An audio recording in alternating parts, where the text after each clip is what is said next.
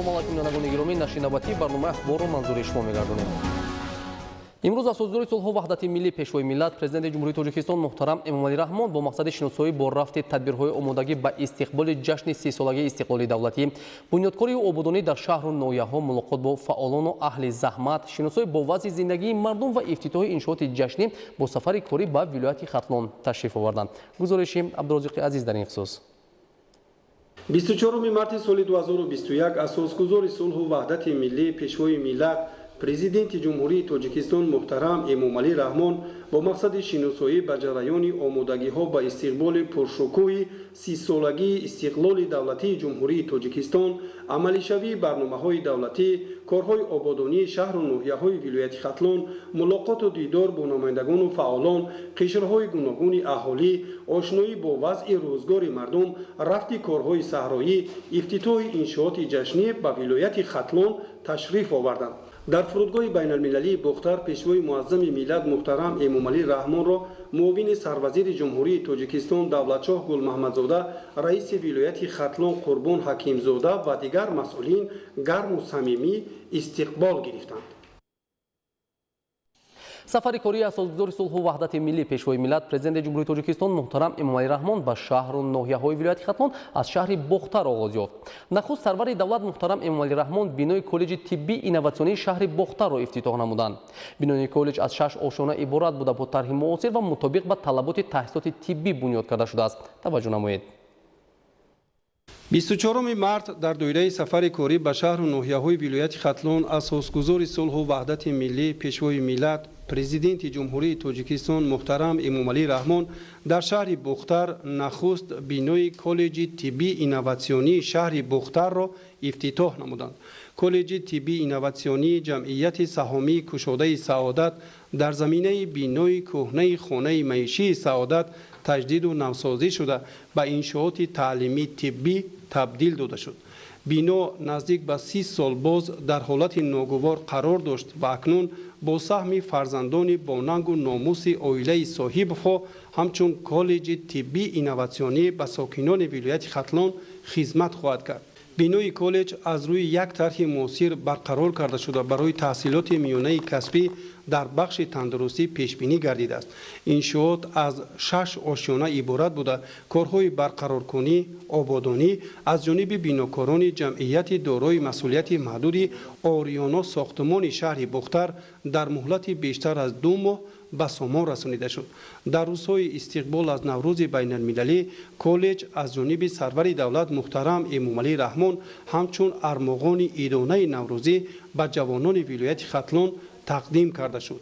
мо ҷавонони даврони соҳиб истиқлолии кишвар аз сиёсати пешгирифтаи Асосгузори сулҳу ваҳдати миллӣ пешвои миллат Президенти Ҷумҳурии Тоҷикистон изҳори сипосу миннатдорӣ баён менамоем, зеро барои мо насли ояндасоз тамоми шароити созгор ва зиндагии шоистаро фароҳам оварда имрӯз дар як фазои орому осоишта фаъолият дорем. таъсиси як қатор муассисаҳои таълимии олию касбӣ дар вилояти Хатлон имкон медиҳад ки мо ҷавонон аз рӯи ихтисосҳои интихобкардаи худ ба онҳо дохил шуда хизмати ватан модарро ба ҷо орем. ифтитоҳи коллеҷи тиббии хусусии шаҳри Бохтар аз иқдоми навбатии пешвои миллат мебошад ки дар доираи тантанаҳои ҷашни наврӯзи байналмилалӣ ва 30-солагии истиқлолияти давлатии Ҷумҳурии Тоҷикистон бо иштироки бевоситаи пешвои маҳбуби миллат мавриди истифода қарор дорад. дар ин коллеҷ тамоми шароити муосири таълимӣ фароҳам оварда шудааст ки дар оянда барои барҳам задани норасоии кадрӣ дар соҳаи тиб мусоидат хоҳад намуд. аз номи тамоми ҷавонони вилояти Хатлон ба пешвои муаззами миллат барои дастгирию кӯмакҳои ҳамешагиашон изҳори миннатдорӣ бепоён баён менамоям. зимни шиносоӣ аз шароити таълимии коллеҷи тиббии инноватсионӣ пешвои миллат муҳтарам Эмомалӣ Раҳмон ба раванди корҳои ободонӣ ва сифати амалҳои анҷомёфта баҳои баланд дода масъулинро ҷиҳати тайёр намудани мутахассисони соҳибтаҷриба ва дорои тахассуси баланд вазифадор намуданд. имрӯз ин муассисаи таълимӣ ки бо тамоми таҷҳизотҳои замонавӣ таҷҳизонида шудааст мавриди ифтитоҳ қарор гирифт ва боварии комил дорем ки дар оянда барои тайёр намудани мутахассисони баландпояи соҳаи тандурустӣ заминаи устувор мегузорад. бевосита ин муассиса аз тарафи соҳибкорони ватанӣ, аз тарафи оилаи соҳибифо мавриди истифода қарор дода шуд ва дар ин муассиса тамоми шароитҳое ки ба стандарти имрӯза ҷавобгӯ ҳастанд таъмин гардидааст ва оянда барои рушди соҳаи тандурустӣ боз ҳам заминаи устувор мегузорад. коллеҷи тиббии инноватсионӣ дар шаҳри Бохтар дорои маҷлисгоҳ, 65 синфхона, 10 ҳуҷраи маъмурӣ, утоқҳои алоҳида барои кафедраҳои стоматологӣ, муомодоягӣ, технологияи информатсионӣ, китобхонаи электронӣ барои 1700 нафар донишҷӯ дар як баст пешбинӣ шудааст. коллеҷ аз рӯи 6 ихтисоси миёнаи тиббӣ аз ҷумла кори ҳамширагӣ, табобати дандон, фармасевтӣ, муомодоягӣ, табобати умумӣ ва тиббию ташхисӣ мутахассисони сатҳи баландро омода мекунад. қабули довталабон ва кори мунтаззами коллеҷи тиббӣ аз моҳи июни соли 2021 оғоз гардида таҳсилот тариқи шартномавӣ сурат мегирад. миллати тоҷик воқеан ҳам аз хушбахттарин миллатҳои дунё аст ки соҳиби истиқлолият гардида дар фазои орому осудаи кишвар таҳти роҳбарии фарзона фарзанди хиратманду дурандеш, сиёсатмадору бунёдкор, пешвои муаззами миллат муҳтарам Эмомалӣ Раҳмон кору зиндагӣ карда қадамҳои устувор ба сӯи музаффарияту пешравиҳо дорад. тавре мо ҳамагон медонем солҳои пеш аз истиқлолият дар вилояти Хатлон танҳо ду муассисаи олӣ фаъолият дошт. яке донишгоҳи давлатии Бохтар ба номи носири ва дигаре бошад донишгоҳи давлатии Кулоб ба номи Абу Абдуллоҳи Рӯдакӣ. маҳз бо шарофати сиёсати маорифпарваронаи пешвои муаззами миллат аллакай дар вилояти Хатлон 6 муассисаи олӣ, 25 коллеҷҳо ва 18 литсейҳои касбӣ фаъолият менамоянд ки барои омода кардани кадрҳои ихтисосманд ба бозори меҳнат рақобатпазир машғуланд. истиқлолият чун рамзи бедории миллат ва ободонию созандагӣ дар таҳкими давлатдории мо ба рушди соҳаҳои гуногун аз ҷумла маориф такони ҷиддӣ бахшид. мо омӯзгорони ҷавон аз ин иқдому tashabbusҳои пешвои маҳбуби миллат изҳори хушнудӣ намуда кӯшиш менамоем ки насли ояндасози ҷомеаро дар рӯҳияи худшиносию худогоҳӣ, меҳнатдӯстию ватанпарастӣ тарбия карда дар ҷомеа саҳми шоистаи худро гузорем. айни замон мо дар синфхонаи фанни анатомии одам мебошем.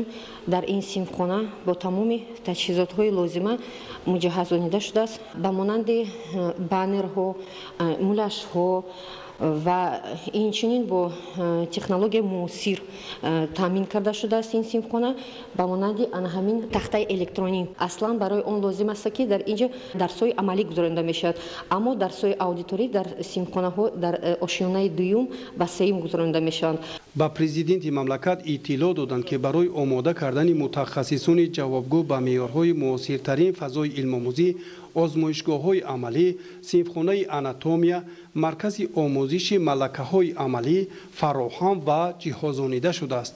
синфхонаи технологияи информатсионӣ ва дигар утоқҳои дарсомӯзӣ бо таҷҳизоту дастгоҳҳои пешрафтаи техникаи ҷаҳонӣ таъмин карда шуда дар китобхонаи коллеҷ миқдори зиёди адабиёти таълимӣ, тахассусӣ, бадиӣ, илмӣ ва сиёсӣ таъмин гардидааст. дастур дода шуд ки ҳама синфхонаҳои компютерӣ ба шабакаи интернет пайваст карда шуда китобхонаи электронӣ ҳам таъсис дода шавад. беҳдошти соҳаи тандурустӣ ва солимии ҳамешагии ҷомеа аз самтҳои афзалиятноки сиёсати иҷтимоии давлату ҳукумат маҳсуб меёбад. аз ин рӯ президенти мамлакат муҳтарам Эмомалӣ Раҳмон дастур доданд ки беҳтарин омӯзгорон ва табибони таҷрибадор ба донишҷӯён ҳамрадиф ба меъёрҳои байналмилалӣ дарс гӯянд ва омӯзиши забонҳои русиву англисиро ба роҳ монанд. ифтихорманд аз онем ки дар доираи сафари кории пешвои миллат ба шаҳри Бохтар дар баробари ифтитоҳи як қатор иншоотҳои таъиноташон гуногун бинои муосири коллеҷи тиббии инноватсионӣ мавриди истифода қарор гирифт. воқеан ҳам барои мо ҷавонон тӯҳфаи арзишманд мебошад, зеро мо ба дигар минтақаҳои кишвар нарафта таҳсили худро дар коллеҷи мазкур идома медиҳем. соли 2021 барои мо ҷавонон воқеан ҳам соли таърихӣ ва фаромӯшнашаванда нест. зеро таҷлили бузургтарин ҷашн сисолагии истиқлолиятро дар оғӯши кишвари ваҳдатофар истиқбол гирифта пуштибонӣ аз арзишҳои миллию давлатдорӣ менамоем. ما جوانان سعادتمند ولایت خطلان خوشنود و سرفرازیم که در تمام جبهه‌ها پیشروی‌ها به عمل آمده ایستاده است که این همه از توجه و سیاست عاقلانه و دوراندیشانه پیشوای محبوب ملت سرچشمه می‌گیرد. هدفهای بنیادکارانه و سازنده جناب عالی ما جوانان را وادار می نماید که به قدر هر یک وجب زمین و آب و خاک تاجیکستان عزیز برسیم و بهر باز هم گلشکوفانی آن از جان و دل خدمت نماییم.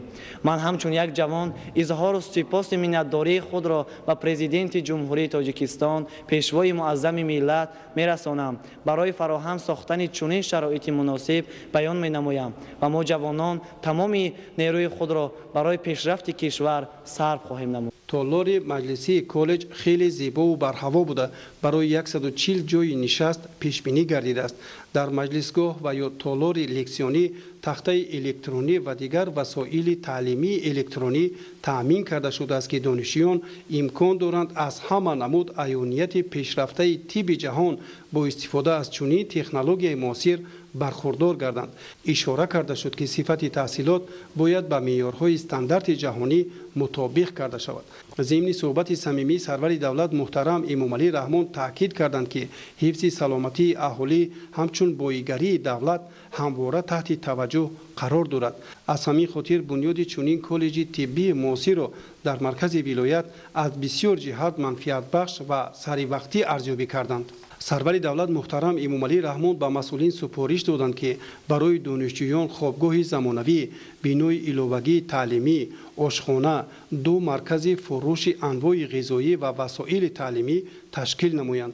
پرزیدنت مملکت محترم امامالî رحمون در همین جا از گوشه گیاهدرمانی شناس شده دستور دادند که از گل و گیاه‌های شفابخش وطنی استحصالات مواد داروواری را به دانشجویان تعلیم دهند. در گوشه گیاهدرمانی بیش از 20 نمود مواد داروواری و گیاه‌های شفابخش کوهستان به معرض گذاشته شد. مؤسسان کالج در برابر بنیاد مؤسسه تعلیمی صحن آن را با درختان آرایشی و گل‌های رنگارنگ موسمی زیب و زینت دادند.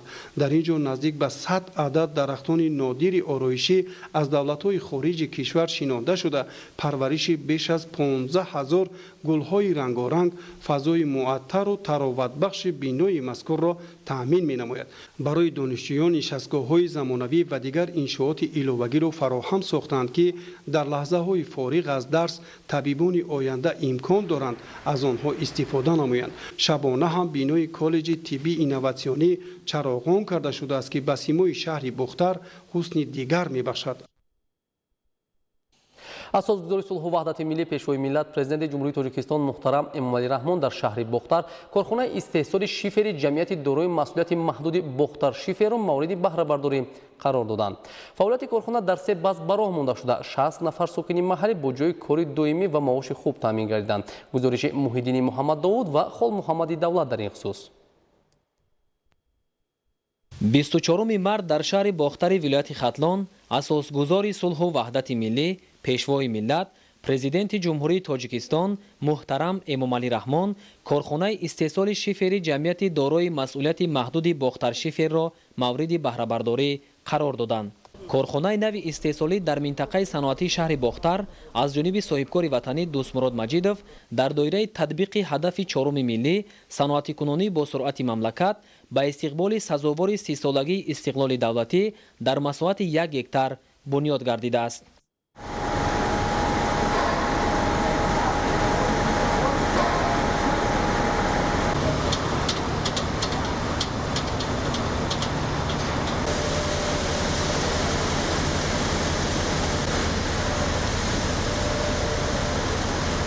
фаъолияти корхона дар 3 баст ба роҳ монда шуда 60 нафар сокини маҳаллӣ бо ҷои кори доимӣ ва маоши хуб таъмин гардиданд. дар ин корхона 2 хати муосиртарини технологӣ аз Федератсияи Россия ва Ҷумҳурии Мардумии Чин дастрас ва васлу насб карда шудааст. маҳсулоти истеҳсолӣ аз лиҳози намуд ва сифат ба меъёрҳои байналмилалӣ ҷавобгӯ мебошад.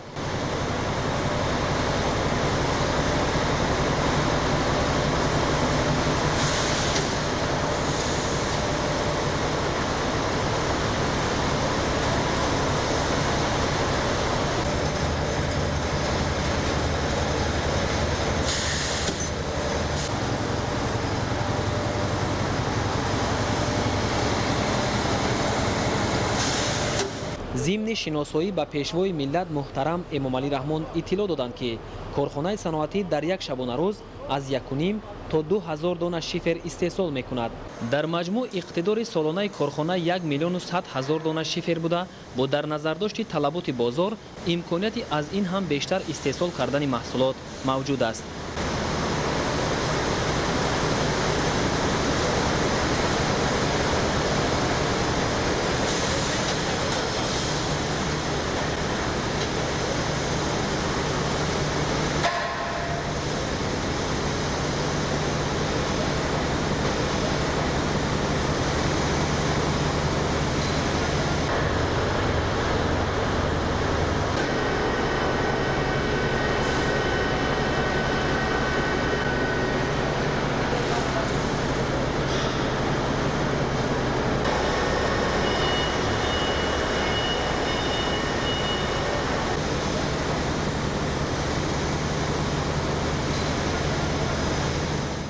хурсандивор аст ки имрӯз асосгузори сулҳу ваҳдати миллӣ пешвои миллат муҳтарам ҷаноби олӣ корхонаи моро ифтитоҳ карданд ва ҳоло мо кори худро оғоз кардем.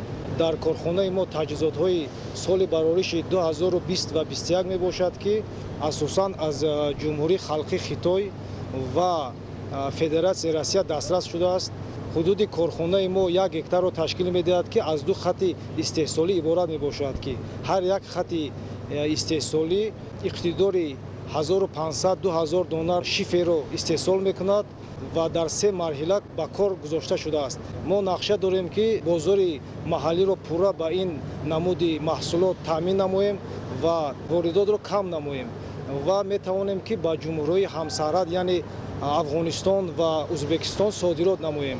бевосита миннатдории худамро ба асосгузори сулҳу ваҳдати миллӣ муҳтарам ҷаноби олӣ мерасонем ки мо соҳибкоронро дастгирӣ менамоянд ва мо озодона кор ва фаъолияти худро ба роҳ монда истодаем. барои истеҳсоли шифер сементи аълосифати корхонаҳои Тоҷикистон истифода гардида ашёи хом аз ҷумҳурии Қазоқистон ворид мегардад. ёдовар мешавем ки ин аввалин корхонаи саноатӣ дар шаҳри Бохтар аст ки ба истеҳсоли шифер шурӯъ намуд. ба таъкиди мутахассисони соҳа шиферҳои истеҳсолшуда дар гармию сардӣ тобовар буда муҳлати истифодаи тӯлонии он кафолат дода мешавад. шукрона истиқлолият мекунем, шукрона ин давлат мекунем ки асосгузори сулҳу ваҳдат пешвои миллат муҳтарам Эмомалӣ Раҳмон соҳибкорро дастгир мекунанд ки соҳибкорро корхонаҳо бунёд менамоянд ва мо соҳиби ҷои кори доимӣ гаштем. мо дар ин корхона шифр истеҳсол мекунем. шифрҳои мо бениҳоят шифрҳои хуб ва босифат мебошад. аллакай ба бозор пешниҳод кардем ва талабгорони зиёд дорад. сарвари давлат муҳтарам Эмомалӣ Раҳмон ба масъулони корхона дастур доданд ки дар раванди истеҳсолот ба сифати маҳсулот диққати ҷиддӣ диҳанд ва бо таъмини бозорҳои дохилӣ содироти шиферро ба хориҷи кишвар низ ба роҳ монанд. пас аз шиносоӣ бо фаъолияти корхонаи истеҳсоли шифер дар ҳамин ҷо пешвои миллат муҳтарам Эмомалӣ Раҳмон ба бунёди корхонаи нави истеҳсоли қубурҳои азбестӣ санги асос гузоштанд. тибқи нақша дар ин корхона истеҳсоли пайвандак ва қубурҳои қутрашон аз 100 то 500 бо дарозии 4 метр пешбинӣ шудааст ва дар як шабона рӯз аз 500 то 800 адад қубурҳои азбестӣ истеҳсол хоҳад шуд. бо бунёд ва мавриди баҳрабардорӣ қарор гирифтани корхонаи нав 15 нафар сокини маҳаллӣ ба шуғли доимӣ ҷалб карда мешаванд. президенти ҷумҳурии Тоҷикистон муҳтарам Эмомалӣ Раҳмон аз намоиши маҳсулоти истеҳсолкардаи саноатчиёни вилояти Хатлон ки дар саҳни корхонаи нав ташкил гардид дидан намуданд. дар намоиш асосан масолиҳи гуногуни саноатию сохтмонӣ муаррифӣ карда шуд. ضمن صحبت با کارگران و متخصصان سرور دولت محترم امامعلی رحمان تاکید نمودند که در زمینه تطبیق هدف چهارم ملی صنعت کنونی با سرعت مملکت سهم صاحبکاران وطنی نیز نظررس بوده در برابر افزایش استحصال محصولات وطنی ساکنان محلی با جای کار دائمی تامین می‌گردند. با در نظر داشت سهم بخش خصوصی در رشد ساحه‌های اقتصاد ملی از جانب حکومت جمهوری تاجیکستان با صاحبکاران و سرمایه‌گذاران وطنی و خارجی جهت بنیاد کارخانه‌های نو صنعتی و وارد نمودن تکنولوژی معاصر استحصالی امتیازهای زیاد مقرر کرده شده است. با مقصد تقویت استحصال محصولات وطنی رقابت‌پذیر و عوض‌کننده واردات در شهر باختر بیش از 50 کارخانه خرد و بزرگ صنعتی فعالیت می‌نماید و برای باز هم رشد دادن ساحه صنعت بنیاد کارخانه‌های نو نیز به نقشه گرفته شده است. باید تذکر داد که در منطقه صنعتی شهر باختر برای بنیاد کارخانه‌های خرد و بزرگ استحصالی اینفراستراکتور ضروری از قبیل راه‌های منفرش، خط‌های انتقال قوه برق، شبکه آب و کاریز و دیگر شرایط لازمه فراهم میباشد. امروز در دوره سفری کاری به شهر و ناحیه‌های ولایت خطلون اساسگزاری صلح و وحدت ملی پیشوای ملت پرزیدنت جمهوری تاجیکستان محترم امامعلی رحمان در منطقه صنعتی شهر باختر با فعالیت کارخانه استحصال دوچرخه و جورابافی جمعیت دارای مسئولیت محدود سامان رسول آغاز بخشیدند. این زمان در کارخانه استحصال بیش از 10 نمود دوچرخه با شکل و اندازه‌های گوناگون به راه مانده شده است و امکان است که در یک ماه 1000 عدد دوچرخه استحصال گردد. اساسگزاری صلح و وحدت ملی پیشوای ملت президенти ҷумҳурии Тоҷикистон муҳтарам Эмомалӣ Раҳмон дар минтақаи саноатии шаҳри Бохтар ба фаъолияти корхонаи истеҳсоли дучарха ва ҷуробофии ҷамъияти дорои масъулияти маҳдуди сомони расул оғоз бахшиданд. корхонаи мазкур аз тарафи соҳибкори ватанӣ Расул Соҳибназаров ба истиқболи сазовори 30-солагии истиқлоли давлатӣ бунёд гардидааст ки бо таъсиси он 30 нафар мутахассиси маҳаллӣ ба кор таъмин шуданд. با تاکید متخصصان برای استحصال دوچرخه اولا قسم‌های احتیاطی که اساساً از محصولات آهنین عبارت است آماده کرده می شود. جریان ساختن اکثر قسم‌های دوچرخه با استفاده از کفشیر گازی و برقی انجام یافته متخصصان کسبی آن را با صفت بلند اجرا می نمایند و اکثر عملیات در جریان استحصالات دستی صورت می گیرد. در کارخانه برای ساختن قسم‌های دوچرخه دستگاه و تجهیزات ضروری نصب گردیده است. با گفته متخصصان چندی از قسم‌های احتیاطی دوچرخه‌ها از خارج کشور وارد کرده می‌شوند.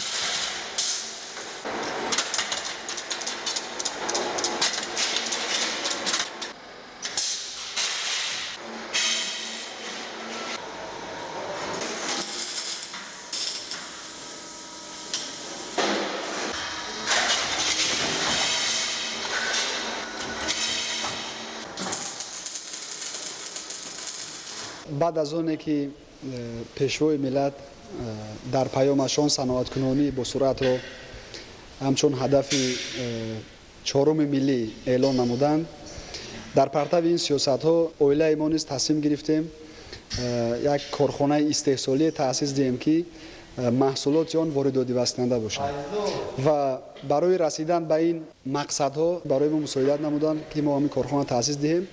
اقتدار استحصالی کارخانه ما 10,000 دوچرخه‌های اندازه‌های گوناگون را تشکیل می‌دهد و بغیر از استحصال، بسته‌بند و فروش دوچرخه‌ها همچنین فروش قسم‌های الهیده دوچرخه‌ها نیز در کارخانه ما به راه مانده شده است. در کارخانه ما قسم‌های اساسی دوچرخه‌ها استحصال کرده می‌شوند که حصه آنها در آماده نمودن دوچرخه‌ها بیشتر از 50% را تشکیل می‌دهد و قسم‌های دیگر دوچرخه مخصوصاً قسم‌های رزینی و دیگر قسم‌های خرد دوچرخه را ما از جمهوری مردمی چین وارد می‌نماییم.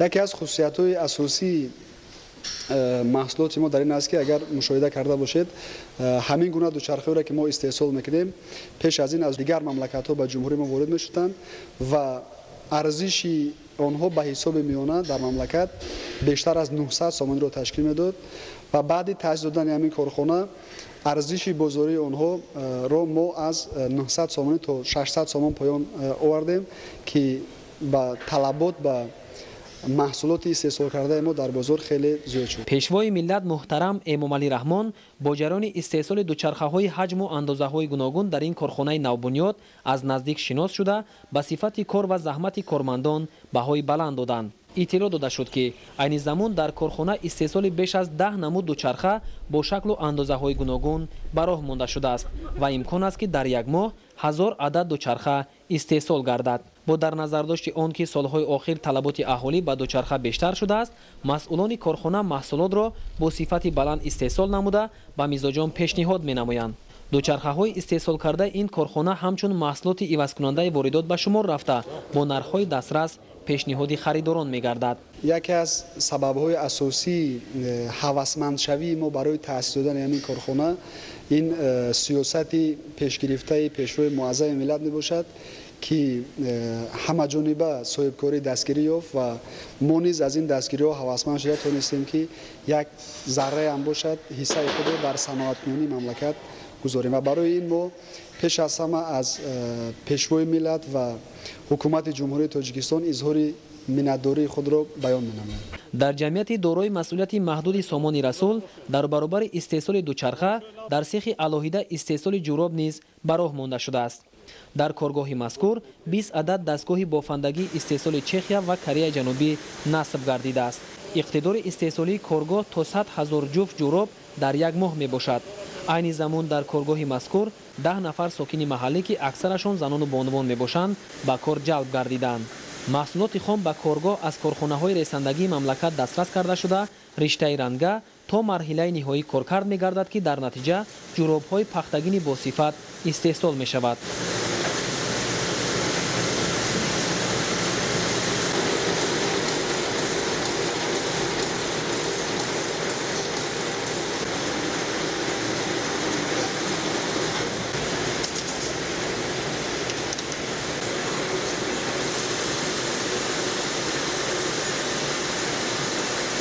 ҳоло ҷуробҳои истеҳсол намудаи ин корхона ба бозору марказҳои савдои вилояти Хатлон ва дигар шаҳру ноҳияҳои ҷумҳурӣ пешниҳод шуда харидорони худро дорад. масъулони ҷамъияти дорои масъулияти маҳдуди сомони расул нақша доранд ки иқтидори истеҳсолии дучарха ва ҷуробро афзоиш дода дар баробари таъмини талаботи сокинони мамлакат содироти маҳсулоти ватаниро ба хориҷи кишвар низ ба роҳ монанд. имрӯз дар тарабхонаи маликаи маркази шаҳри Бохтар асосгузори сулҳу ваҳдати миллӣ пешвои миллат Президенти Ҷумҳурии Тоҷикистон муҳтарам Эмомалӣ Раҳмон бо 200 нафар ятимони кӯли вилояти Хатлон вохӯрии самимӣ анҷом доданд. зимни суханронии пешвои миллат муҳтарам Эмомалӣ Раҳмон оид ба талошҳову тадбирҳои ҳукумати кишвар баҳри таъмини зиндагии шоистаи кӯдаконе ки бо амри тақдир аз падару модар ятим монданд, инчунин дар бораи дастгириҳои дигар табақаҳои ниёзманди ҷомеа андешаронӣ карданд. гузориш дар ин хусус. 24 март асосгузори сулҳу ваҳдати миллӣ пешвои миллат Президенти Ҷумҳурии Тоҷикистон муҳтарам Эмомалӣ Раҳмон дар маркази шаҳри Бохтар дар тарабхонаи малика бо 200 нафар ятимони кӯли вилояти Хатлон вохӯрии самимӣ анҷом доданд. Президенти мамлакат муҳтарам Эмомалӣ Раҳмон бо ятимони кӯли вилояти Хатлон аз шаҳру ноҳияҳои Бохтар, Леваканд, Норак, Абдурраҳмони Ҷомӣ, Ёвон, Хуросон, кушониён ва вахш мулоқот карда ба онҳо тӯҳфаҳои наврӯзӣ тақдим намуданд.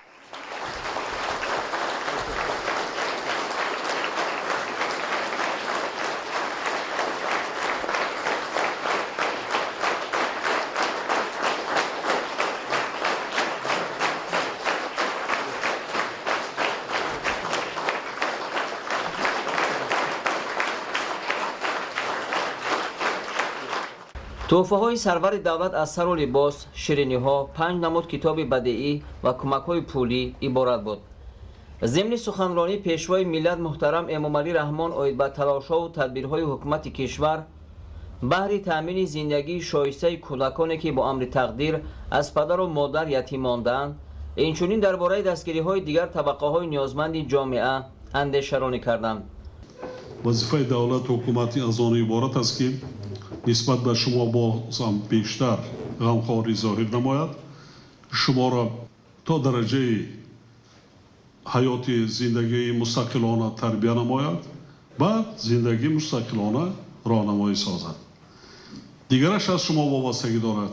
дар вақти таҳсил хонед, забонҳои хориҷиро аз худ кунед, китоб хонед. имрӯз дар тӯҳфаи ман ба ҳар кадоми шумо китобам аст, тӯҳфа кардам. бинетон дар озмуни ҷумҳуравии фуруғи субҳи доноӣ чӣ қадар наврасону ҷавонон чӣ қадар баромадҳо карданд, чӣ асарҳо хонданд. ин озмун боз идома дорад дар ҷумҳурӣ. шояд аз байни шумо ҳам дар ин озмунҳо иштирок кунад. яъне вазифаи мо тарбия кардан, кӯмак кардан, роҳи дурустро ба шумо ҳидоят кардан аст. дигараш аз шумо вобастагӣ дорад. бори дигар таъкид мекунам, вақтро хуб истифода намоед. маслиҳату насиҳати мураббиё, омӯзгорона хуб эҳтиром кунед. ба ҳаёти мустақилона оҳиста оҳиста омода буданатон дар кор. баъди хат мо ҳатман кӯмаку дастгирӣ карда ҳар кадоми шуморо ба донишгоҳу донишкадаҳои олии мамлакат ҳар ҷо ки шумо завқ ба ҳамон касб ва ҳунаре ки дорем дохил мекунонем, тарбия мекунонем. Дигараш ба ҳаёти мустақилона гузаштан, дигараш зиндагиро пеш бурдан вазифаи ҳар кадометон мешавад. яъне дар оянда бояд агар фикри он кунем ки мо зиндагимо хуб, гуворо, сабук, умри бобаракат бинем, бояд хонем ва оҳиста оҳиста касбу ҳунарҳои ба худ онче ки завқ дорем уно аз бар кунем, соҳиби касбу ҳунар шавем, соҳиби илм шавем, дониш шавем, дар зиндагӣ ҳаёти мустақилона танқисӣ накашем, муҳтоҷӣ ба дигарон набошем. ва оянда давлати худа чӣ кор кардан дар кор? ҳам дӯст доштан дар кор, ҳам бунёд кардан дар кор, обод кардан дар кор. Тоҷикистон ватани ҳамаи мои шумо. ин вазифаи шумо наврасон, ҷавонони имрӯза. он чизе ки мо метавонем, қудрат ва тавоноӣ дорем, дигараш аз шумо вобастагӣ дорад ки ин ҳадафу мақсадҳо, ниятҳои нека шумо идома диҳед. ин хел шароитот набуд, ин хел ғамхориҳо ҳам набуд.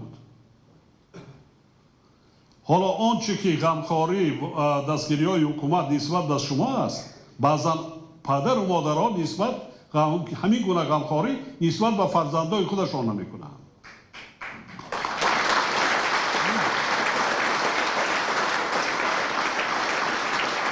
мо аз шумо ягон чиз зиёдтӣ талаб надорем. ягон чиз зиёдтӣ талаб надорем. фақат як хоҳиш дорем ки шумо хонед, вақта хуб истифода кунед, дониш, илм омӯзед, касб омӯзед, ҳунар омӯзед, бо адаб бошен, забондон бошен, мутахассисои варзида шавед ки оянда дар ҳаёти мустақилона, зиндагии мустақилона ранҷу азоб накашед, муҳтоҷ ба дигарон набошед. касб ҳунар дошта бошед, мансабам, вазифаам, пулам, мошинам ҳамаш пайдо мешавад. саводнок будан, касб ва ҳунар доштан ин ҷои айб нест, баръакс. барои ҳар як фард 40 ҳунар кам аст. дар вилояти Хатлон 29 ташкилоту муассисаи иҷтимоии хизматрасонӣ ба шахсони маъюб ва кӯдакони имконияташон маҳдуд фаъолият дорад. айни ҳол дар ҷумҳурӣ 63 мактаб интернат фаъолият менамояд ки дар онҳо соли таҳсили 2020-2021 8146 нафар, аз ин 2526 нафараш духтар, таълимгиранда аз ҷумла 1653 нафар, кӯдакони имконияташон маҳдуд 176 нафар ятими кул, 1384 нафар бепадар, 343 нафар бемодар ба таълиму тарбия ва ғамхории пешвои миллат фаро гирифта шудааст. аз шумораи умумии мактаб интернатҳо 14 мактаб интернати ҷумҳуриявии тобеи вазорати маориф ва илми ҷумҳурии Тоҷикистон, 9 мактаб интернати ҷумҳуриявии кӯдакони ятим, 4 мактаб интернат барои кӯдакони имконияташон маҳдуд ва як мактаби махсуси ҷумҳуриявии шаҳри Душанбе буда, дар онҳо дар соли таҳсили 2020-2021 дар маҷмӯъ 2585 нафар ба таҳсил фаро гирифта шуданд ки аз онҳо 564 нафар кӯдакони имконияташон маҳдуд, 53 нафар ятими кул, 440 нафар бепадар ва 140 нафар бемодар мебошанд. мавриди зикр аст ки ҳамаи ин кӯдакон зери ғамхории падаронаи пешвои миллат муҳтарам Эмомалӣ Раҳмон қарор доранд ва ҳамеша сарвари давлат аз ҳолу аҳвол, шароити зисту таҳсилашон бохабар ҳастанд. ман Мирзоалиева Дилбаноз, хонандаи синфи 11 литсеи давлатии ноҳияи Вахш мебошам. мо худро ҳеҷ гоҳ ятиму бепарастор эҳсос намекунем, зеро дар симои пешвои миллат парастору падари ғамхор дорем. муҳтарам пешвои муаззами миллат ба ҳар куҷое ки сафар кунанд аз оғози кор аз ҳоли ятимону бепарасторон хабар мегиранд. дили онҳоро бо суханони гарму падаронаи худ шод месозанд ва намегузоранд ки зарраи ғам дар дили мо роҳ биёбад. ман орзу дорам ки баъди хатми муассисаи таълимӣ ба донишгоҳи давлатии омӯзгории Тоҷикистон бо ихтисоси омӯзгори фанни забон ва адабиёти тоҷик дохил шуда, донишгоҳи мазкурро бо сари баланд хатм намуда дар оянда ба халқу ватани худ содиқона хизмат намоям. ман карому ва хосият хонандаи синфи 9 муассисаи таҳсилоти миёнаи умумии рақами 80 ноҳияи Ёвон, асосгузори сулҳу ваҳдати миллӣ, пешвои миллат, президенти ҷумҳурии Тоҷикистон, ки дар хиратмандонагии худ дастгирии ятимонро дар ҷои аввал мегузорад, ки ин амал аз синнати инсондӯстию падаронаи он кас шаҳодат медиҳад. мо ятимон пайваста зери ғамхориҳои пешвои муаззами миллат қарор дорем ва худро ҳеҷ гоҳ ятим намешуморем, зеро мо ятимон падаре дар симои пешвои миллат дорем. дар ҷавоби ғамхориҳои президенти мамлакат ваъда медиҳем ки бо дониши хуб ва аъло таҳсил намуда дар рушди Тоҷикистони азизамон саҳмгузор бошем. ман бекназаров баҳром хонандаи синфи 9 литсеи давлатии орионои шаҳри Бохтар мебошам. шукрона аз он мекунам ки зери ғамхории падаронаи асосгузори сулҳу ваҳдати миллӣ, пешвои миллат, президенти ҷумҳурии Тоҷикистон муҳтарам Эмомалӣ Раҳмон қарор дорам. ин лутфу марҳамати сарвари кишвар боварии моро ба ояндаи неку дурахшон қавитар месозад, азми моро ба хондану азбар кардани илму дониш зиёд мегардонад. мо пайваста дар остонаи ҳар як иду ҷашнҳо ғамхорӣ ва дасти кӯмак дароз кардани шуморо эҳсос намуда ва аз ин фурсати муносиб истифода бурда аз номи ҳамаи ятимони кул арзи сипос ва миннатдории бепоёни худро изҳор месозам. мо кӯшиш мекунем ки ба ин боварию эътимоди шумо сазовор бошем ва дар оянда дар ободию шукуфоии ватани азизамон Тоҷикистон саҳми арзандаи худро гузорем. ман Зоирова Бибисолиҳа хонандаи синфи 8 муассисаи таҳсилоти миёнаи умумии рақами 16 ноҳияи Хуросон мебошам. ман ятими кул ҳастам, лекин дар Тоҷикистони соҳиб истиқлол дар зери ғамхориҳои пешвои миллат худро ятим ҳис намекунам. миннатдории худро баён намуда гуфтанӣ ҳастам ки шоҳсутуни давлати тоҷикон, падари бузургвор, қиблагоҳи мо ба бахти мову ин миллат, илоҳо ҳамеша ғамхори мо ятимон ва ҳамаи тоҷикон бошанд. ман Анарқулова Фотима хонандаи синфи 2 мебошам. дар мактаби интернати ҷумҳуриявии ноҳияи Ёвон таҳсил мекунам. аз суханони шоир гуфтаниям: шаҳсавори миллати мо, чеҳраи пур нури ту шуд нури бахти миллати мо, шаҳнавози миллати мо, шаҳсутуни давлати мо. ҷамъ карди миллати садпораи тоҷики моро, шӯларезон карда шоми талхи мо торики моро. сулҳ оварди ба майдон сулҳи мо поянда бод, парчами давлат сари мо абад тобанда бод.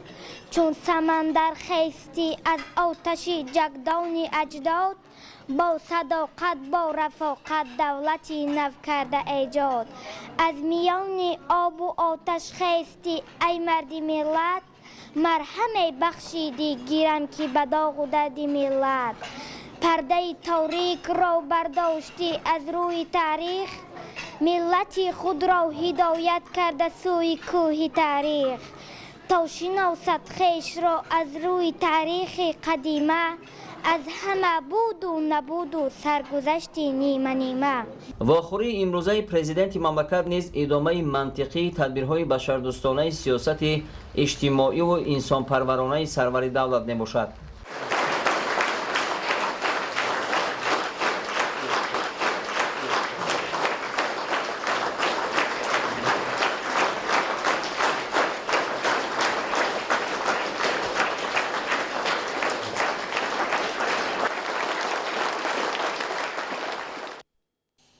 дар идомаи сафари корӣ ба шаҳру ноҳияҳои вилояти Хатлон асосгузори сулҳу ваҳдати миллӣ пешвои миллат президенти ҷумҳурии Тоҷикистон муҳтарам Эмомалӣ Раҳмон дар ноҳияи Кушониён аз боғи навбунёди суперинтенсивии хуҷагии деҳқонии Умари Қурбонализода дидан намуданд.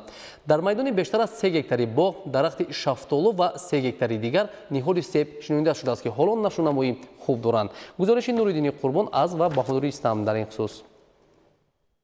24 март асосгузори сулҳу ваҳдати миллӣ пешвои миллат президенти ҷумҳурии Тоҷикистон муҳтарам Эмомалӣ Раҳмон дар ноҳияи Кушониён аз боғи навбунёди суперинтенсивии хоҷагии деҳқонии Умари Қурбонализода дидан карданд. майдони умумии замин ки барои бунёди боғи нав пешбинӣ гардидааст зиёда аз 10 гектарро ташкил медиҳад. боғи суперинтенсивӣ дар майдони қариб 8 гектар бо истифода аз технологияи муосири парвариши дарахт ва усулҳои пешрафтаи соҳаи кишоварзӣ бунёд шудааст. дар майдони бештар аз 3 гектари боғ дарахти шафтолу ва 3 гектари дигар ниҳоли себ шинонида шудааст ки ҳоло нашъунамои хуб доранд. ниҳоли дарахтон тибқи тавсияи олимон бо назардошти риояи агротехникӣ шинонида шудааст ва ин омил дар оянда барои таъмини сабзиш ва хуб нашъунамо ёфтани ниҳолҳо мусоидат менамояд. боғи суперинтенсивӣ бо мақсади сазовор ҷашн гирифтани 30-солагии истиқлоли давлатии ҷумҳурии Тоҷикистон аз ҷониби соҳибкори ватанӣ Зайнулло Қаҳоров бунёд карда шуда, ҳосили он асосан барои содирот пешбинӣ гардидааст.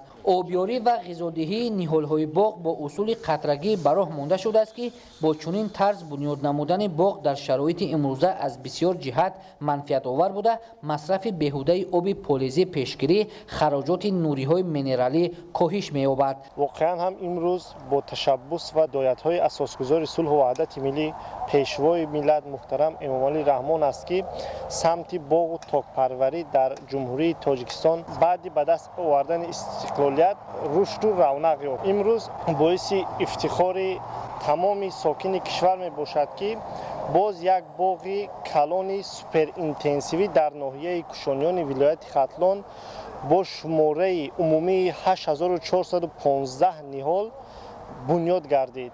мо ифтихор менамоем ки имрӯз асосгузори сулҳу ваҳдати миллӣ пешвои миллат муҳтарам Эмомалӣ Раҳмон аз ин боғи суперинтенсивӣ дида намуданд.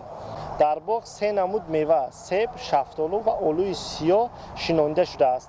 навъҳои он аз амрико, селексияҳои фаронса, испания, италия мебошанд. шумораи навъҳои себ 5230 ниҳолро ташкил медиҳад. навъҳои шафтолу бошад 3183 ниҳолро ва навъҳои олӯи сиёҳ 1200 ниҳолро ташкил медиҳад.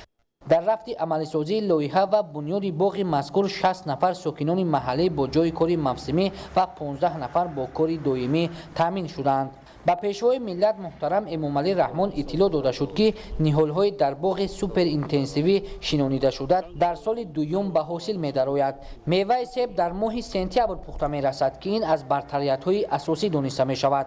дар умум шумораи навъҳои себ 5230 ниҳолро ташкил медиҳад. навъҳои шафтолу бошад 3183 ниҳолро ва навъҳои олӯи сиёҳ 1200 ниҳолро ташкил медиҳад. давраи инкишофи ниҳолҳои себ ҳам дерпаз мебошад. голден делшес ки нави амрико мебошад моҳи сентябр пухта мерасад. стар кримсон нави амрико мебошад. давраи инкишофаш дерпаз мебошад моҳи сентябр октябр пухта мерасад ва жеромини бошад ки селексияи фаронса мебошад. давраи инкишофаш дерпаз аст моҳи август сентябр пухта мерасад. аз шафтолу бошад нави анҷиршафтолуи сурхаш давраи инкишофаш пешпаз аст моҳи май пухта мерасад. рениголд ки селексияи испания аст меваи голден делшес ки нави шафтолу аст дар моҳи август сентябр пухта мерасад ва нави дигараш хониглой мебошад ки селексияи испания ҳаст моҳҳои июл август пухта мерасад.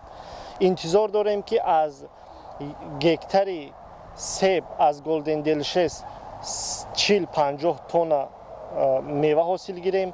аз стар кримсон 30-40 тонна, аз жеромини 35-40 тонна ки навъҳои себ мебошанд ҳосил гирем ва аз навъҳои шафтолу бошад ки аз нави анҷиршафтолуи сурхаш аз 1 гектар 8-10 тонна ҳосил гирем. аз рениголдаш 10-12 тонна ва аз хониглояш бошад низ 10-12 тонна аз гектараш ҳосил. дар боғи навбунёд 3 навъи дарахти шафтолу ва 3 намуди ниҳоли себ шинонида шудааст. тибқи таҳлил ва баҳодиҳии олимони соҳаи кишоварзӣ бо назардошти риояи дурусту саривақтии агротехникаи парвариш аз 1 гектар ниҳоли дарахтони боғи суперинтенсивӣ гирифтани аз 80 то 120 сентинер ҳосили мева дар назар аст. дар навбати аввал ин омил ба манфиати боғдорон буда дар таъмини бозори истеъмолӣ бо меваҳои лазизу хуштам ва аз ҷиҳати экологӣ тозаи ватанӣ замина фароҳам меорад. масофаи байни ҳар як дарахт 120 себҳо, 2 шафтолуҳо. оло ҳам мисли ҳамин ки дар масофаи 1.5 то 1.80 шинонда мешавад. ҳар як меваи ин то соли ки 5 сол мезгарад, 6 сол мезгарад, ҳамин то 12 килоро ҳар як гектар то 50-60 тонаро гирифтанаш мумкин. вақте ки мо дар болош ин туроро ҳам соя аз эмин кардани ҳамун холчаҳое ки дар болои себу бисёр гӯем чи аз ҳисоби гармӣ мешавад, ин барои мо воситаи муҳофизатӣ мебошад. ино ҳама аз ҳама чиҳо хусусан барои ҷолаву афтоб, аз афтобу аз ҷола муҳофизат мекунад. айни ҳол дар боғи суперинтенсивӣ шинонидани дарахтон идома дошта то имрӯз 3000 ниҳоли шафтолу, 2000 ниҳоли себ шинонида шудааст. барои эмин нигоҳ доштани боғи мазкур гирду атрофи боғ бо симтурҳо маҳкам карда шуда дар қисмати поён ва болои боғи суперинтенсивӣ 450 адад дарахтони ороишии сӯзанбарг шинонида шудааст. тибқи нақша дар оянда дар майдони 1 гектар замин дарахти сиёҳолу шинонида мешавад. Президенти Ҷумҳурии Тоҷикистон муҳтарам Эмомалӣ Раҳмон зимни шиносоӣ аз боғи суперинтенсивӣ иқдоми соҳибкори маҳаллиро барои бунёд кардани инноватсионӣ барои рушди соҳа манфиатовар арзёбӣ карда, ба роҳбарияти хоҷагӣ барои дар оянда самараноку оқилона истифода кардани ҳар қитъа замин ва рӯёнидани ҳосили хушсифату фаровони меваи тару тозаи ватанӣ дастуру супоришҳои муфид доданд. мақсад аз бунёд кардани боғи суперинтенсивӣ бо усулҳои нави боғдорӣ ва истифодаи технологияҳои пешрафтаи сатҳи ҷаҳонӣ гирифтани ҳосили баланди меваи себу шафтолу, самаранок истифода барои замин, таъмини бозори истеъмолӣ бо меваҳои хуштамъи тоҷикӣ ва содироти он ба хориҷи кишвар арзёбӣ карда шуд. оянда ҳосилнокии дарахтони боғи навбунёди мевадиҳанда фаровон, сифатаъло ва даромаднокии боғдорон афзоиш меёбад. дар оянда дар доираи маслиҳату нишондодҳои пешвои миллат муҳтарам Эмомалӣ Раҳмон роҳбарияти хоҷагӣ ният доранд ки дар шафати боғи суперинтенсивӣ ҳамчунин дар майдони 2 гектар бунёди гармхонаи доимамалкунанда барои парвариши сабзавоти барвақтӣ аз қабили помидор, бодиринг, боимҷон ва қаламфури булғорӣ, қаламфури сурх тибқи талаботи замони муосир ва усулҳои пешрафтаи парвариши сабзавот бунёд намоянд. мавриди зикр аст ки иқлими ҷуғрофӣ ва шароити гарми вилояти Хатлон махсусан ноҳияи кушониён барои бунёди боғҳои мевадиҳанда мувофиқ буда бояд дар оянда имкониятҳои мавҷуда самаранок истифода бурда шаванд. ҳаҷми истеҳсоли мева зиёд ва иқтидори содиротии мамлакат баланд бардошта шавад.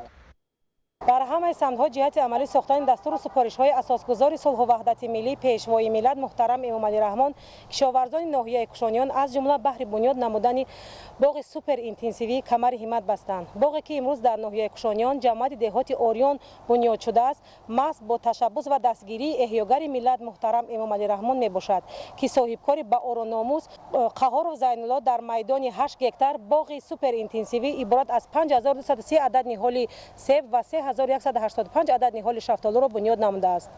кишоварзони ҷамъияти деҳоти Ориён ҷавобан ба ғамхориҳои давлату ҳукумат ва барои сазовор ҷашн гирифтани 30-мин солгарди истиқлолияти давлатии Ҷумҳурии Тоҷикистон ҳаракат мекунанд ки ҳар қитъа заминро самаранок истифода бурда аз он ҳосили хубу дилхоҳ ба даст оварда пешниҳоди хони мардум намоянд. сол ба сол дар вилояти Хатлон дар доираи амалишавии барномаҳои давлатӣ масоҳати боғу тогзори нав хусусан дарахтони мевадиҳанда зиёд шуда ба рушд ва тараққиёти ин соҳаи даромаднок афзалият дода мешавад. дар соли 2021 дар вилоят бунёди боз даҳҳо гектар боғҳои интенсивии нав ба нақша гирифта шудааст. барои расидан ба ин ҳадафҳои созандаи давлат ва ҳукумати Ҷумҳурии Тоҷикистон шароиту имкониятҳои мусоид фароҳам оварда шуда дар сурати ба ҳосил даромадани боғҳои мевадиҳанда махсусан боғи суперинтенсивӣ ҳаҷми истеҳсол ва содирот афзун хоҳад шуд. имрӯз ҳамчунин дар маҳаллаи ғайрати шаҳри Бохтар асосгузори сулҳу ваҳдати миллӣ пешвои миллат Президенти Ҷумҳурии Тоҷикистон муҳтарам Эмомалӣ Раҳмон аз рафти парваришу истеҳсоли маҳсулоти кишоварзӣ дар гармхонаҳои қитъаи замини назди ҳавлигии шаҳрванд Фурқат Қосимов шинос шуданд.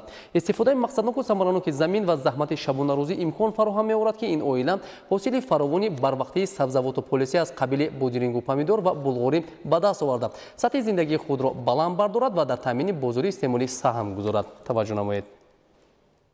24 март асосгузори сулҳу ваҳдати миллӣ пешвои миллат Президенти Ҷумҳурии Тоҷикистон муҳтарам Эмомалӣ Раҳмон дар идомаи сафари корӣ дар маҳаллаи ғайрати шаҳри Бохтар ба рафти парваришу истеҳсоли маҳсулоти кишоварзӣ аз гармхонаи қитъаи замини назди ҳавлигии шаҳрванд Фурқат Қосимов шинос шуданд. Фурқат Қосимов дар маҳаллаи ғайрати шаҳри Бохтар аз шахсони меҳнатдӯст шинохта шуда таҷрибаи бои деҳқонӣ дорад. Оилаи ӯ таъкидҳои пайвастаи раҳнамунсози пешвои миллат муҳтарам Эмомалӣ Раҳмонро ҷиҳати оқилона истифода бурдани ҳар қитъа замини корам сармашқи кори худ қарор дода дар замини назди хонааш гармхона ташкил намудааст. дар майдони 14 сотих 3 гармхонаи доим амалкунанда бунёд карда дар як сол 2-3 маротиба ҳосил мегирад.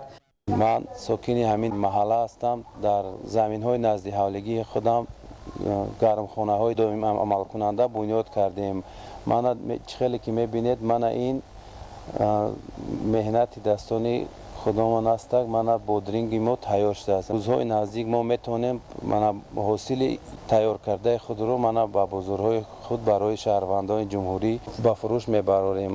ба худам шахсан аз номи худам ва аз номи аҳли оилаам падару модарам ба пешвои миллат ҷаноби олӣ муҳтарам Президенти Ҷумҳурии Тоҷикистонамон Эмомалӣ Раҳмон миннатдории худро баён мекунам ки ҳамин хелинҷии оромиро ба мо офаридааст ва ҳаминтар шароитҳоро муҳайё кардааст. дар гармхонаҳо помидор, бодирин, қаламфури булғорӣ ва дигар зироати кишоварзӣ парвариш меёбад.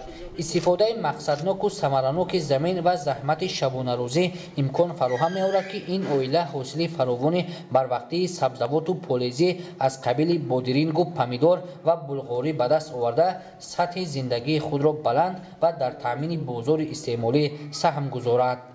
дар назди ҳавлӣ бунёд кардани гармхонаҳо манфиатовар буда шароит фароҳам меорад ки талаботи харидорон дар 4 фасли сол бо бодирингу помидори истеҳсоли худӣ қонеъ гардонда шавад.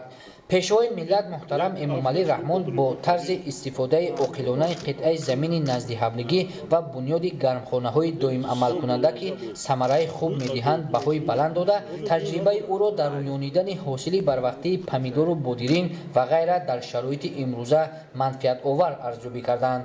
тибқи иттилоъ дар шаҳри Бохтар дар маҷмӯъ аз ҷониби сокинон дар замини назди ҳавлигӣ дар майдони қариб 70 гектар гармхонаҳо таъсис дода шудааст. якташ бодринг аст, мана мебинед тайёр аст. дуюмаш помидор аст, сеюмаш қаламфури булғорӣ астак тайёр кардагем ва барои самаранок истифода бурдаmoи заминҳои назди ҳавлигӣ бо чӣ қадар дарахтҳои мевадиҳанда дорем ва дар тагҳои вайҳо кабутиҳои шинондагӣ ҳастем ва ҳамаш барои истеҳсоли мо аз бозор вайҳоро намехарем. он чӣ ки шумо мебинед мана подринг помидор булғориро инҳоро мо ба фурӯш бароварда аз ин меҳнати кардагиамон фоидаи хуб мебинем. мо дар оянда ҳаракат дорем ки дар замини худ меҳнати ҳалол кардӣ бо ризқи ҳалол зиндагии худро пеш барем. аз ҳамин заминҳое ки мо гармхонаҳое ки мебинед охиронашро мо 2 феврали ҳамин сол чинда будем, помидор буд. баъд аз он мана бо дидесед ки мана охирои моҳи март аст, мана мебинед ки бодринги мо тайёр шудааст. мана тақрибан 50 рӯзанда бо ма дуюм ҳосили баҳорӣ сар шид. ина мо дар як сол 3 ҳосил мегирем. баъд аз ин боз ягон намуди дигар ба мисоле ки вақти тобистон гарми бад аст помидору бодринг карда намешавад, мо як алаф мегирем. ин ҳам барои хоҷагии худмонам фоида дорад. ё ягон кабутӣ мекорем барои бозор. ино ҳамаш барои хоҷагии худмон, барои манфиати худамон астак. агар дар замин меҳнат кунӣ ризқи рӯзӣ та худа меёбӣ. ҳамаша мебинӣ ки мана чӣ хел меҳнат кардагем, мана чӣ хел ҳосилҳо додесиад. оянда ҳам мана помидор ҳам мепазад, қаламфури булғорӣ ҳам мепазад. инҳо ҳам ҳамаш барои манфиати худам, фоидаи худамон аст. ба як сол зиёд ҳамин фоидаш мерасад. мо ягон чи камбудӣ мақсад надорем. баъди ҷамъоварии ҳосили фаровон, бозори дохилӣ бо сабзавоти тару тозаи кишоварзӣ таъмин ва нарху навои он мӯътадил нигоҳ дошта мешавад. зимни суҳбати самимӣ бо пешвои муаззами миллат муҳтарам Эмомалӣ Раҳмон Фурқат Қосимов таъкид дошт, ки ӯ аз гармхонаҳои назди ҳавлияш 2-3 маротиба ҳосили сабзавот мерӯёнад ва аз ҳисоби ин замин ҳар сол ба маблағи аз 90 то 100 ҳазор сомонӣ фоидаи соф ба даст меорад. пешвои миллат муҳтарам Эмомалӣ Раҳмон пас аз шиносоӣ бо рафти парвариши сабзавот дар гармхонаҳо сари дастархон бо аҳли хонаводаи Фурқат Қосимов суҳбати озоду самимӣ анҷом доданд. саҳни ҳавлии ин оилаи меҳнаткаринро гулҳои шукуфони гуногун зебу зинат бахшидааст, ки ин аз завқи зебоипарастии хонавода дарак медиҳад. ба андешаи сарвари давлат дар шароити имрӯза бояд ҳар як оилаи мамлакат ҳар порча замини корам ба хусус замини назди ҳавлигиро ба манфиат истифода бурда, дар навбати аввал талаботи оилаи худро бо маҳсулоти кишоварзӣ ва дигар маводи хӯрока қонеъ сохта, ба ин васила дар татбиқи яке аз ҳадафи стратегии давлат таъмини амнияти озуқавории кишвар саҳм гузорад. Президенти Ҷумҳурии Тоҷикистон муҳтарам Эмомалӣ Раҳмон барои самараноку оқилона истифода кардани қитъаи замини назди ҳавлигӣ ба аҳли оилаи Фурқат Қосимов тӯҳфаҳои арзишманд аз ҷумла 200 номгӯи китоб ва шоҳасари Бобоҷон Ғафуров китоби тоҷиконро ҳадя карданд. дар ҷамоатҳои деҳоти шаҳри ҳисор ҷашни наврӯзи байналмилалӣ бо риояи суннату анъанаҳои некаш таҷлил карда шуд. дар наврӯзгоҳҳо чорабиниҳои фарҳангӣ доир гардиданд. ҳамчунин бо иштироки ҷавонону наврасон мусобиқаҳои гуногуни миллӣ баргузор карда шуданд. таваҷҷӯҳ намоед. аз субҳи барвақт сокинони деҳаи гулрези ҷамоати деҳоти сомони шаҳри ҳисор бо ҳисси баланди худшиносӣ ва эҳтиром ба суннату анъанаҳои қадимӣ ба бар либосҳои идонаи баҳорӣ ба сӯи ҷашнгоҳ шитофтанд. дар макони баргузории чорабиниҳои тантанавӣ ба истиқболи ин ҷашни бошукӯҳи миллӣ сокинони касбу кори гуногун ҷамъ омада гирди хони наврӯзӣ иборат аз ҳафтсину ҳафтчин ва дигар таомҳои милливу баҳории хоси наврӯз ки нишон аз баракати дастархони мардуми тоҷик аст шодиву хурсандӣ намуданд. илова ба хони наврӯзӣ ҳамчунин намоиши либосҳои миллӣ, ҳунарҳои мардуме ки нишони қадима будани таъриху тамаддуни миллати тоҷикро дарак медод низ ба маъраз гузошта буданд. дар тӯли ин солҳо кишвари мо таҳти роҳнамоии асосгузори сулҳу ваҳдати миллӣ пешвои миллат Президенти Ҷумҳурии Тоҷикистон муҳтарам Эмомалӣ Раҳмон ҷашну идҳои миллӣ аз навъ иҳьё гардиданд. ҷашни наврӯз низ яке аз чунин ҷашнҳои миллист ки дар солҳои соҳиби истиқлолӣ шукӯҳу ҷалоли тоза ба худ касб намуд. омода намудани суманак ки рамзи асосии ҷашни наврӯз маҳсуб меёбад ва аз ҷониби бонувони деҳот бо меҳри беандоза ва орзуу ниятҳои нек баҳри ояндаи дурахшон омода карда шуда буд, аз ҷониби иштирокчиён хеле ҳам хуш пазируфта шуд. дар фалсафаи наврӯз амали созандаву офаранда чун нахуст унсури фаъолияти инсон шинохта мешавад ки ҳунари кишоварзӣ баёнгари возеҳтарини он мебошад. наврӯз дар давоми таърихи беш аз 6000 сола ва роҳи пуршебу фарози хеш мазмуни амиқу васеи иҷтимоӣ ва амалӣ касб намудааст. ин аст ки ҷашни наврӯз имрӯз ба як ҷашни дӯстдоштанӣ табдил ёфтааст ва муаррифгари фарҳанги орёӣ дар тамоми ҷаҳон аст. илова ба барномаи зебои фарҳангӣ ки аз ҷониби сокинон омода гардида буд, бозиҳои варзишии миллӣ низ ба ин ҷашн шукӯҳи дигар замъ намуданд. дар деҳаи ғурриёни ҷамоати деҳоти навободи шаҳри ҳисор бахшида ба ҷашни наврӯзи байналмилалӣ чорабинии идона баргузор гардид. сокинони деҳот гурӯҳ вориди базмгоҳ шуда бо чеҳраи болида ва саршор аз меҳру муҳаббат якдигарро ба муносибати ин ҷашни аҷдодӣ табрику муборакбод менамуданд. дар чорабинии мазкур сокинони деҳот, кормандони касбу кори гуногун иштирок намуданд. ҷашни наврӯз яке аз чунин ҷашнҳои миллист ки дар солҳои соҳиби истиқлолӣ шукӯҳу ҷалоли хоса ба худ касб намуд. дар ин чорабинӣ сокинон дастовардҳои худро ба намоиш гузошта ҳамчунин дастархони идона оро дода буданд. кӯдакону наврасон дар ин ҷашн бозиҳои миллӣ аз қабили бандкашӣ ва гӯштингирӣ менамуданду калонсолон бо шукргузорӣ аз фазои сулҳу оромӣ якдигарро табрик мекарданд. дар ин ҷашн намунаҳои гуногуни хӯрокҳои миллӣ ва хос ба наврӯзи аҷдодӣ омода шуда буданд ба монанди суманак, далдақ, хурӯтоҳ ва ғайра. ҳамчунин зикр бояд кард ки бахшиши гуноҳҳо, навозиши ятимону маъюбон, аёдати калонсолони беморон, хайру саховат ба дармондагони ниёзмандон ва саҳм гузоштан дар корҳои созандагию ободгарона донаи умед коштан, ниҳолҳои босамар шинонидан, тозаву озода кардани кардани хона ва кошона ва кӯча ва растаҳо инчунин либоси тозаи идона ба бар кардан аз ҷумлаи суннатҳои асосии наврӯз ба шумор мераванд. ҳамин аст ки ҳар сол дар арафаи таҷлили ин ҷашни бузург бо ташаббуси шахсони ҳимматбаланд аз ҷумла соҳибкорони бонангу номуси кишвар дар шаҳру ноҳияҳои гуногуни мамлакат тавассути бунёди иншооти хурду бузурги истеҳсолӣ ва хизматрасонию тиҷоратӣ ҳазорҳо ҷойи нави корӣ таъсис дода мешавад. сокинон то дергоҳ дар базмгоҳ рақсу бозӣ ва шодиву хурсандӣ намуданд.